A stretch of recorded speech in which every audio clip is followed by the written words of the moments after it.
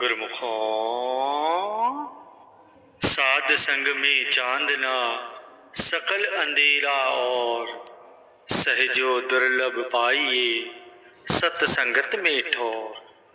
वास्तव में ज्ञान का उजाला यानी रोशनी केवल संतों के सत्संग में ही है। इसके अतिरिक्त संसार में सब और अज्ञान का अंधेरा छाया हुआ है।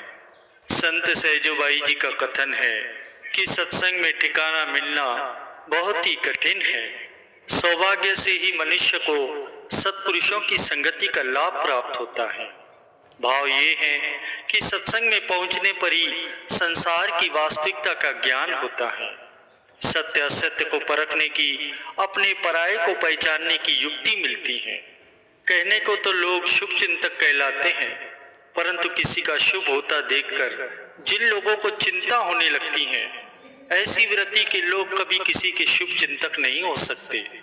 अब यहाँ विचार करने योग्य बात है कि वास्तव में हमारा अपना कौन है, हितैषी कौन है, साथी कौन है, शुभ चिंतक कौन है।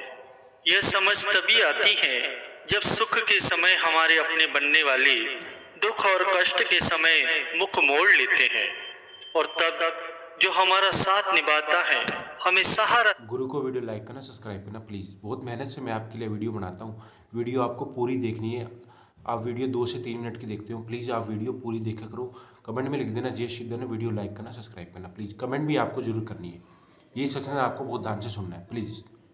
देता है, हमें उत्साहित करता है, आगे बढ़ाता है। वास्तव में वही हमारा अपना है, हितैषी है, साथी है, और वही हमारा शुभ चिंतक भी है।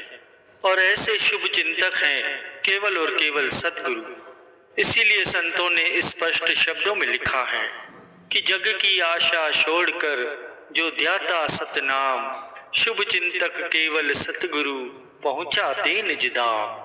कि जब मनुष्य संसार और संसार के लोगों से निराश हो जाता है, या पूर्वले संस्कारों के फलस्वरूप जिस मनुष्य के अंतर में संसार और संसार के रसों की त्याग की शुद्ध भावना जागृत हो जाती है, तब यदि वह संसार की ओर से मुख मोड़कर संत सद्गुरु जी महाराज, जो जीव के वास्तव में शुभ चिंतक हैं, उनकी शरण ग्रहण कर ले, उनके मार्गदर्शन में पावन नाम का सिमरन करे, तो वे उसे आत्मस्थित कर देते हैं, उसे उसके वास्तविक स्वरूप की पहचान करा देते हैं। ऐसी महामहिमा है संत सद्गुरु जी महाराज जी की। ऐसे ही एक बार हमारे हृदय सम्राट, सभी गुरुमुखों के अंतर और बाहर रोम रोम में बसने वाले श्री परमहंस दाता दीन दयाल जी, श्री पंचम पातशाही गुरु महाराज जी के पावन चरण कमलों में एक गुरुमुख प्रेमी ने विनती की, स्वामी जी, मुझे सिर्फ आपका ही ओट आसरा है, इस संसार में मेरा कोई अपना नहीं है। तो श्री गुरु महाराज जी ने फरमाया कि श्री परमहंस दयाल जी महाराज जी ने हमारी सेवा ही ये लगाई है कि जिसका संसार में कोई नहीं है, उसके हम हैं। प्रेमियों, तात्पर्य ये है कि सद्गुरु के अतिरिक्त किसी और को याद करना, किसी और का सहारा लेना, किसी और को अपना साथी या शुभ चिंतक समझना स्वयं को अंधेरे में रखने के बराबर है।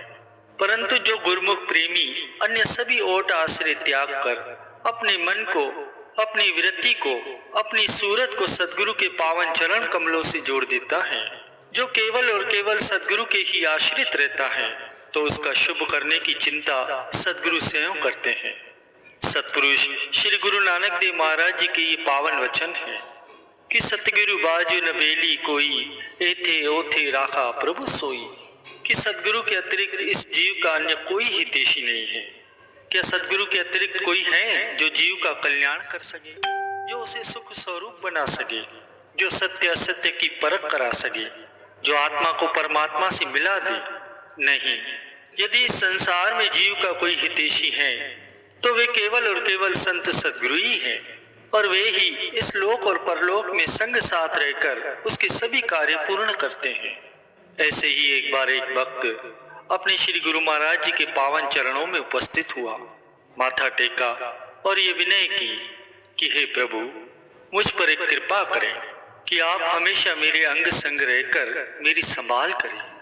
महापुरुषों ने फरमाया, ठीक है, जब वह अपने घर पहुंचा और अगले दिन अपने कार्य पर जाने के लिए घर से निकला तो महापुरुषों के वचन याद करने लगा कि श्री गुरु महाराज जी ने तो मुझसे वादा किया है कि वे मेरे संग साथ रहेंगे और इस बात का एहसास भी मुझे होगा कि वे मेरे संग साथ हैं। अचानक उसने अपने पैरों की ओर देखा।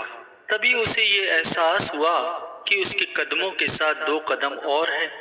वह समझ गया कि मेरे सद्गुरु ने मुझे ये दर्शा दिया है कि वे मेरे अंग संग हैं। एक समय ऐसा भी आया कि उसे व्यापार में घाटा होने लगा। दुख आ गए। मित्र संबंधियों ने सबने मुंह फेर लिया।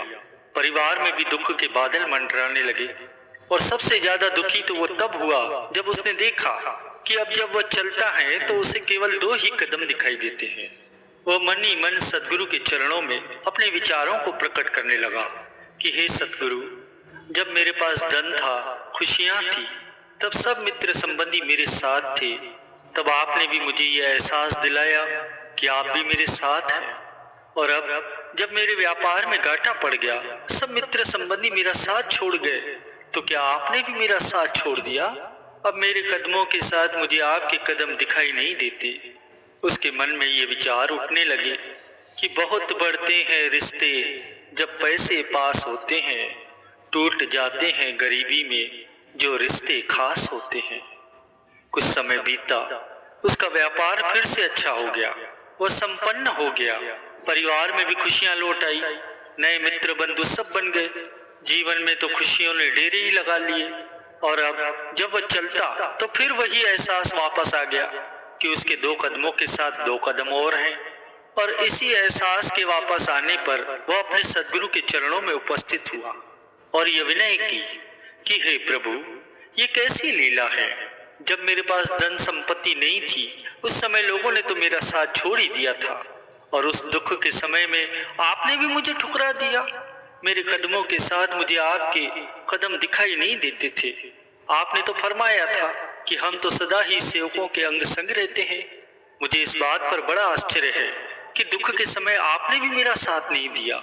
और अब जब मेरा व्यापार अच्छा हो गया है, जब मेरे पास धन संपत्ति वापस आ गई है, तो मेरे 2 कदमों के साथ आपके भी 2 कदम फिर से दिखने लगे हैं। तब महापुरुषों ने फरमाया कि सुख में तो हम तेरे साथ ही थे और तुझे हमारे होने का एहसास भी हुआ, क्योंकि दुख की अवस्था में भी तेरे हृदय में हमारी याद बसी हुई थी। और निर्धन होने पर जब तेरे मित्र संबंधी तेरा साथ छोड़ गए, उस समय हमने तुझे अपनी गोद में उठा लिया था, और चलते समय तुझे जो 2 कदम दिखाई देते थे वे तेरे नहीं बल्कि हमारे थे। ये वचन श्रवण कर वह सद्गुरु के चरणों से ही लिपट गया और ये विनय करने लगा कि हे दीन बंधु, इस संसार में सिर्फ आप ही मेरे सच्चे संगी साथी हैं। ऐसी विनय करते हुए उसने कई बार उनसे क्षमा याचना मांगी। उसके ऐसे दीन भाव पर महापुरुषों ने अपनी प्रसन्नता प्रकट करते हुए उसके सिर पर अपना वरद हस्त रख दिया। प्रेमियों, इसलिए महापुरुषों को जीव का सच्चा संगी साथी बताते हुए फकीरों ने फरमाया है कि दुनिया गुरु को वीडियो लाइक करना, सब्सक्राइब करना प्लीज़।